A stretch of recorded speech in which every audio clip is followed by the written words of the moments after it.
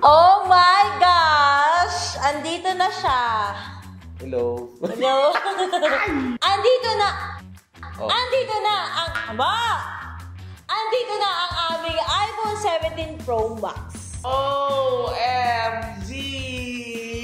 Ang sabi ko talaga, hindi na talaga kami bibili this year. Kasi nga... Ikaw, ako talaga gusto.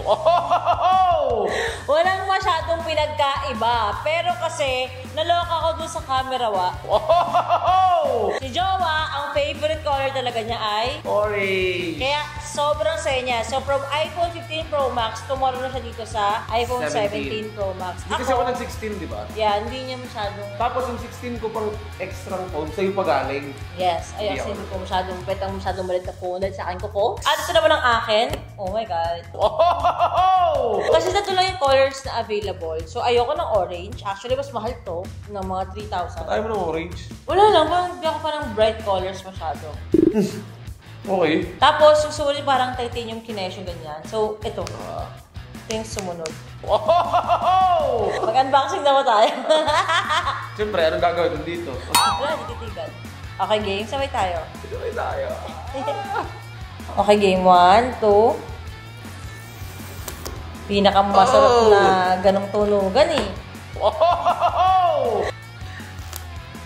Yan. Bilang social media artist, bilang trabaho namin ay talagang kailangan palagi nasa phone. Laspag talaga agad ang telepono sa amin 1 year pa lang. Yes. Kaya kailangan talaga magpalit in 3, 2, 1. Oh my God! Ang ganda niya sa personal ng kulay blue. Dali lang, ayaw magpakita ng orange. Kasi baka yung babae hindi mo tinanggal. Tanggal. Pinasok mo ulit! Jowa! Labas mo na. Ay! Oh my... Hala, ang ganda ng orange sa personal! Oh my God. Ay! So, tulad ng dati, may papel na hindi naman kailangan. Meron siyang cord at yun lamang. Yung adapter, wala talaga. So, ito na. Tanggalin na po natin siya. 1, 2, 3. Ay! Ang sarap-sarap talaga mag-feeling. Bango, idol. Okay, buksan natin siya. Oh my gosh. Mas magaan siya ngayon. Kaysa sa 15 Pro Max. Ang ganda ng orange. Oo nga. Dapat nag-orange na lang ako, wow. Hello, orange. Hello, dark blue. Alam mo gagawin ko dito, hindi ako mag-aano ng mga casing na matatakpan yung kulay. Wow, ito.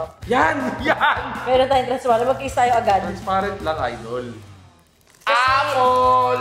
Alam niyo ako, hanggang sa mapapalit na ako ng phone, pero never nakagasgas yung mga iPhone ko as in. Totoo. Wow, may parang plastic ko dito eh. Sige, akin.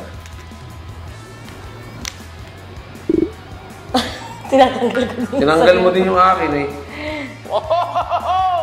So, goodbye na sa aking 15 Pro Max. 16 Pro Max yan. Sorry. So, goodbye na sa aking 16 Pro Max. At ibibigay ko na po siya kay Tyronia kasi gano'n na kami ngayon dito. Hand-me-down na po kami. At ang nagturo niyan ay si Doc Yappy. Yes, si Doc Yappy ang nagturo. Dapat hand-me-down lang. Pagdating sa mga anak mo. At pag-deserve dapat. Deserve ba ni Tyronia? Yes. Super. Napakabait na bata. Ay, nako, kanina niya pa ako kinakanta. Ano, ganito ka na para makuha ko phone mong isa na. So, from very light pink, mamimiss ko tong very girly kong phone kasi balik na naman ako sa dark phone, which is ganun talaga ako before. Ang hilig-hilig ko sa dark phone. Actually, ako din, ang gusto ko lang talagang kulay ng iPhone dark talaga. Dark, yung titanium, hindi titanium, yung black talaga eh, yun nga lang gusto ko, diba? Pero na-appreciate ko itong orange. Ang ganda sa personal. Tsaka yung pink. Ganda rin yung pink na 16 Pro Max. Oo. Ay, totoo yun. Yan nga. Hindi yan yun. Rose gold yan eh. Pag Pro Max at yung kulay. Pag 16 ganyan? lang, oo, yun yung mas Ito pink. kasi yung 16 oh. Pink talaga siya eh. Oo, yung pinagkaiba ng pink niya, pakita mo. Ayan, oo. Yung 16 plus ata yung tawag doon, may ganun yung color. Ito kasi yung 16 Pro Max. Okay. Ganyan yung color niya. Alam ko talagang ganyan 16 Pro Max eh. Totoo ba? O kasi feeling ko kung meron, binili ko yun. Yun yung binili ko. Well, anyway, goodbye iPhone 16 Pro Max. Comment na lang sa mga gustong makakuha ng 15 Pro Max na tayo na nagamit na ngayon. Ay! Kailangan talaga may case agad. Kasi yung, dahil may kukuha ko, ano mo yun? Oh my gosh, ang ganda-ganda talaga niya.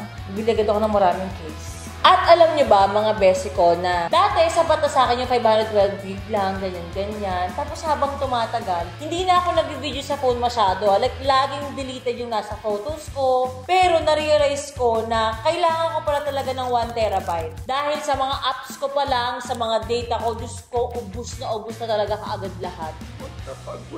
Gusto ko din actually magkaroon ng isa pang phone. Sana iba dyan regaluhan ako ng iPhone Air. Ngayon, Air lang muna. Pero sobrang happy ako. Guys, napakaganda po niya sa personal. Actually, ang nagmanipura talaga sa akin na bumili talaga ako ay si Mark. Iniinggit ako.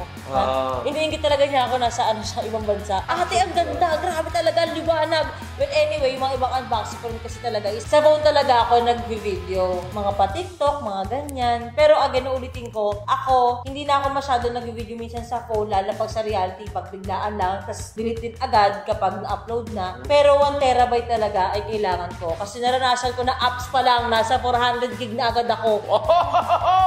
Papuno na agad yung 512 gig ko. So, yun, hindi talaga. And hirap talaga ako mag-switch from Apple to Android kasi yung mga notes ko nandito ilang years na, yun yung pinaka nahihirapan ako, yung mga pinipe ko noon, yung mga naging trabaho ko. Kumbaga parang data ko siya. Ang ganda ng orange, wow. Parang pambabae yan, ito pa yung panlalaki. Babae naman ako eh. At saka alam nyo, ang kinuha ko talaga ay yung HK variant kasi nalaman ko na pag kunyari, US variant, mga ganyan, yun yung sabi ng iba. At sabi ng iba mga friends ko na nasa ibang bansa ay eSIM lang tapos isa lang. Pero pag HK variant, isang SIM card, tapos pwede mong isang eSIM. Okay. Okay, gusto ko talaga lagi akong dual SIM na isa lang yung phone ko. Para kung walang signal si Globe, merong signal si Smart. Actually, ang original plan lang talaga, ako bibili ng phone eh. Kasi 2 years ago na nga yung phone. Oo, kaso nga lang ako, sinabihan din ako ni Jowa na, alam mo, kailangan mo din yan. Kasi nga ito yung trabaho natin, di ba? Kumbaga, hindi naman na siya luho. Dito rin talaga yung, kumbaga, pinaka-the best na puhunan mo as a social media artist, kahit may camera ka, ay maganda at maayos sa telepono. Pinag-awayan namin to. Sabi ko kasi, siya na lang muna. Ayoko na lang kasi gumagana pa naman yung 15 Pro Max ko. Etong 15 Pro Max ko, nagpapansin, nag-lag bigla. Oo, lag talaga. Super lag as in. Wow, hindi lang naman. Kahit last year, palag na ng lag yan, di ba? Nung Pasko. Kasi yung camera niya sa front, may mga dot-dot na. Oo. Yun din ang iingatan ninyo. Pag nag-party kayo sa gimikan, Diyos ko po. Laser, no? Yung laser ng camera nyo, ingatan ninyo, Day. Hindi mo rin masabi. Kasi sabi nila sa camera lang daw yun. Pero, di ba? Ba't nagkaroon ng gano'n? Oo, hindi mo na alam eh. Well, anyway, napakaganda po niya sa personal. Hindi ko alam kung anong masyadong bago. Ang alam ko lang is nag-update ng iOS 26. Hindi, bukod doon, yung camera nga niya. Ay, Espanyol! Hindi, joke. O yun na siyang wide paharap. Ay, meron na? Yes. O siset pa natin ito. Alam ko kukopihin natin ito. Ganun ba yan? Sige na guys. Sana masaya kayo nung kapag-unbox kami ng iPhone 17 Pro Max. Comment lang kayo guys kung gusto niyo na makuha yung iPhone 15 Pro Max sa Tyronia. Malay niyo. Pag top sharer kayo, or mapili namin kayo na todo share na ito, sa inyo na lang po ang aming mahahandi daw ng phone ni Tyronia. Yun lamang. Bye!